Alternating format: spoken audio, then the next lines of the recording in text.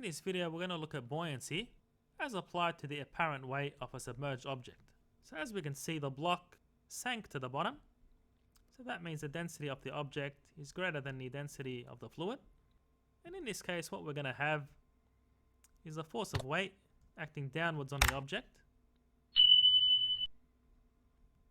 and we're going to have a normal force acting upwards due to the contact of the block with the bottom of the container.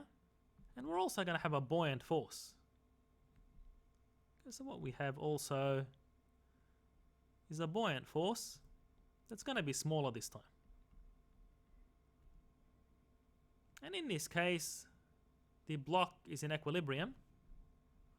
So if we apply Newton's first law in the vertical direction, well, what we get is the force of weight is equal to the sum of the buoyant force and the normal force. And if we solve for the normal force, well, what we get is Fn is equal to the force of weight minus the buoyant force. Now in contrast, if this block were sitting outside the fluid, what we'd have is the force of weight pulling that block down, and we'd have the normal force balancing that force of weight.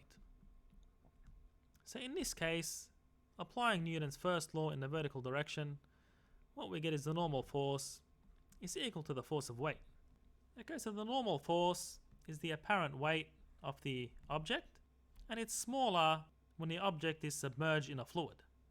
So you can imagine if you place a scale under the block before you submerged it, and you did the same here in this case before you place the block on the ground, then in this case over here the block is going to be heavier.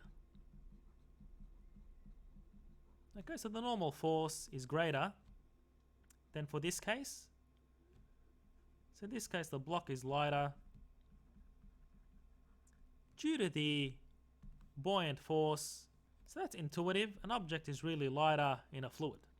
And as we did in the previous video, you can make your substitutions for the force of weight and the buoyant force using Archimedes' principle and the properties of the object. So density, volume, gravitational acceleration, and so on. And I'll see you in the next video.